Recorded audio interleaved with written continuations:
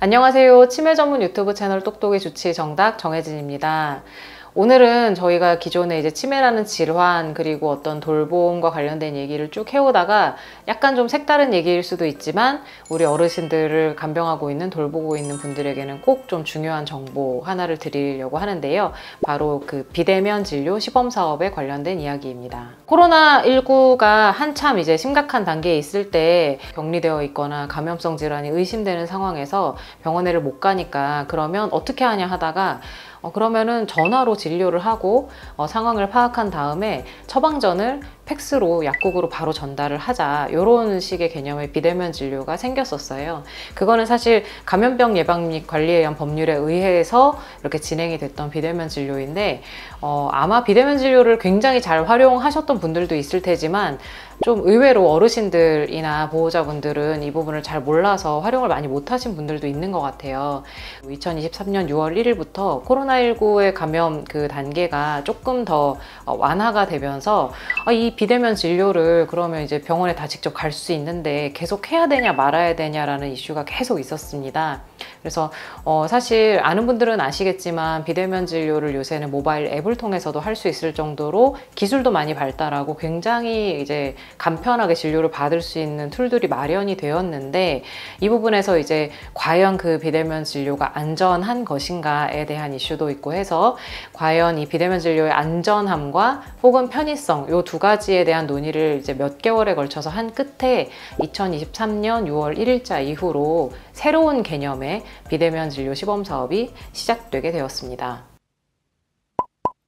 저희 이제 똑똑을 구독하시는 구독자분들 같은 경우는 주변에 이제 치매 어르신이 계시거나 혹은 좀 거동이 불편한 어르신을 돌보는 분들이 많이 계실 것 같아요. 그래서 병원에 직접 가서 기존에 드시던 고혈압 당뇨약을 처방을 받아서 드실 수도 있겠지만, 많은 분들이 보호자분이 대신 병원에 방문을 하셔서 처방전을 대리 수령하고 그 약을 또 약국에 처방전을 가져가서 약도 좀 대리로 수령하는 분들이 은근히 많습니다. 저희도 이제 환자분들 보시면 직접 병원에 오시다가 조금 체력적으로 힘들어지시면 보호자분들이 와서 이제 대신 타가는 시점이 생기기 시작을 하는데요. 이런 경우에 이제 보호자분들이 어르신의 상황을 좀 병원에 가서 설명을 해서 의사가 그거를 좀 짐작해서 처방을 드리긴 하지만, 대체로 이런 경우 처방의 내용이 바뀌진 않고 기존에 있는 처방을 그대로 반복해서 드리게 됩니다.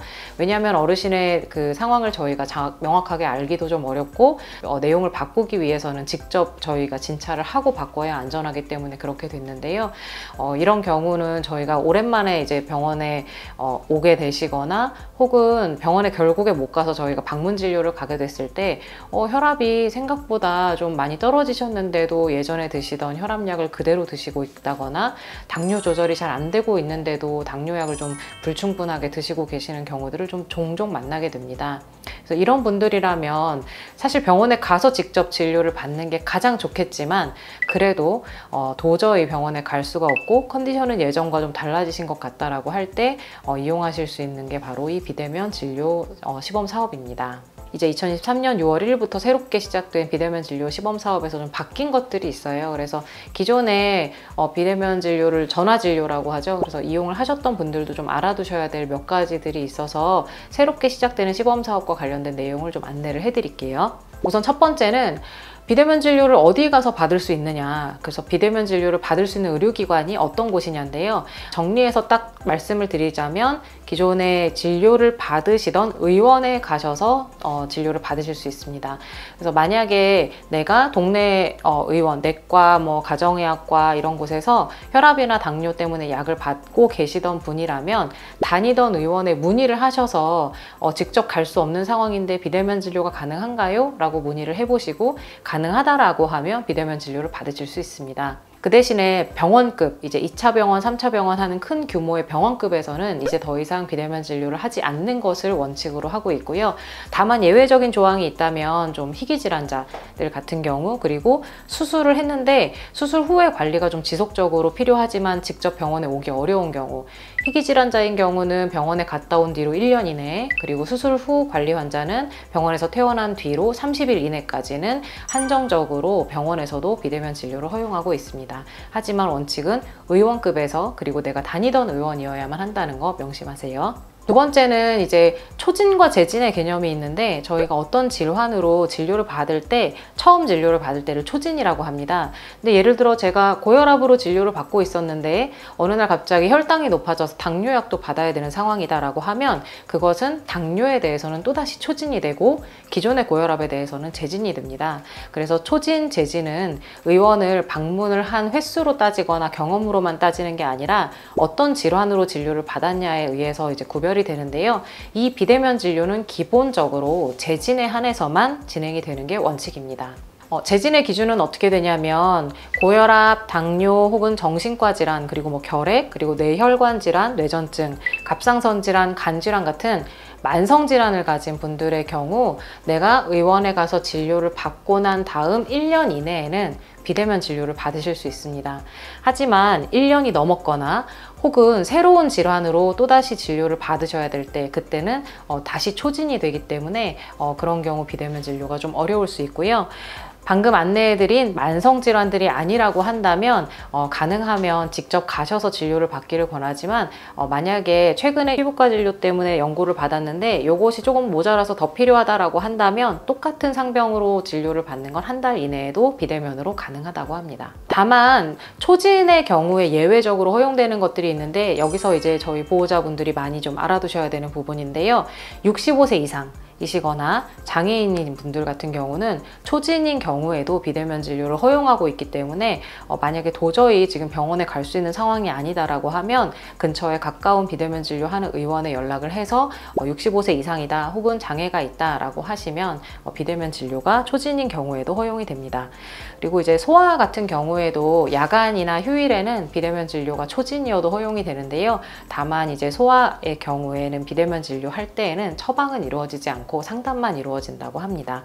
그 외에도 이제 섬이나 벽지에 계시는 환자분들 같은 경우에도 혹은 감염병으로 격리 중인 분들도 초진의 비대면 진료는 허용을 하고 있습니다. 자, 그렇다면 이제 비대면 진료를 하기 위해서 어떤 식으로 진행을 할 것인가를 간단하게 설명을 드리면요. 우선 지금 현재 내가 처방을 받고 있는 약이 있는 의원에 문의를 하셔서 지금 이러이러한 상황에 직접 갈 수 없을 것 같은데 비대면 진료가 가능한가요를 먼저 문의하셔야 됩니다. 의원마다 비대면 진료를 좀 선호하지 않는 경우들도 있어서 그분들의 경우 아예 안 하는 원칙을 가지고 계시기도 해요. 그래서 의원들이 비대면 진료를 하지 않는다 혹은 어르신의 경우는 비대면 진료로는 처방이 어렵고 직접 오셔야 합니다 라는 그런 가이드를 미리 문의를 하셔서 좀 받으셔야 되고요. 이번에 나온 원칙 중에 하나는 첫 번째로 화상 진료가 원칙입니다. 대체로 스마트폰을 다 가지고 계시다 보니까 웬만하면 얼굴 보면서 진료를 해야 한다라는 게 맞고요. 화상 진료를 원칙으로 하되 스마트폰 작동 같은 게 좀 어렵거나 스마트폰이 아니신 경우에는 이렇게 그냥 일단 음성 전화로 하는 게 허용이 되어 있습니다. 다만 문자나 카카오톡으로 이렇게 주고받으면서 하는 것은 되지 않는다고 합니다. 일단은 그렇게 비대면 진료가 진행이 되고 나면 처방전을 환자가 정한 곳으로 저희가 약국으로 보내드리게 되는데요. 약국은 환자가 계시는 지역 근처에 있는 약국을 지정해 주시면 되는데, 마찬가지로 약국에서도 비대면 진료 처방을 취급하지 않는 약국들이 있어서 그 부분도 약국에 좀 미리 얘기가 돼야 합니다. 그래서 약국에 문의를 해서 비대면 진료 처방을 받는 곳이 있다면 그곳으로 의원에 이제 처방을 보내달라고 요청을 하셔서 받으시면 되고요. 보통 어르신이 화상으로나 이렇게 통화가 좀 어렵고 의사소통이 안 되는 경우라면 보호자가 옆에서 어르신과 함께 통화를 도와주는 방식으로 진행을 하시면 되고요. 향정신성 의약품이나 마약류 같은 비대면 진료로 처방이 안 되는 약이 또 있기 때문에 그 부분도 참고하셔야 할 것 같습니다.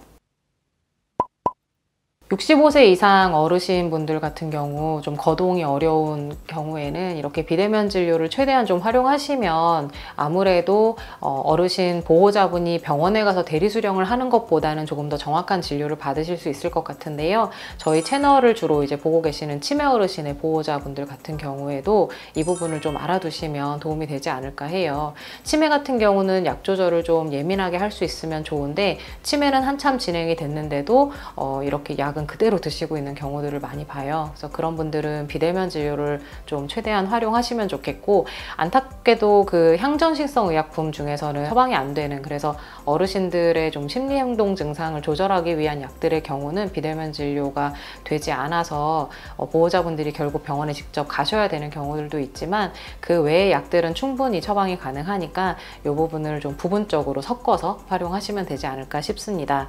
의원급에서 재진 환자 위주로 만성질환 관리할 때, 그리고 비대면 진료를 하는지 안 하는지는 의원에 직접 물어보셔야 한다는 점, 그리고 전화통화가 직접 어려운 경우는 보호자가 옆에서 함께 하시면서 진행을 한다는 점, 그런 것들 이렇게 명심하셔서 지금 계시는 환경에서 좀 가장 좋은 방식을 골라보시면 될 것 같습니다. 지금까지 치매 전문 유튜브 채널 똑똑이 주치 정답 정혜진이었습니다. 감사합니다.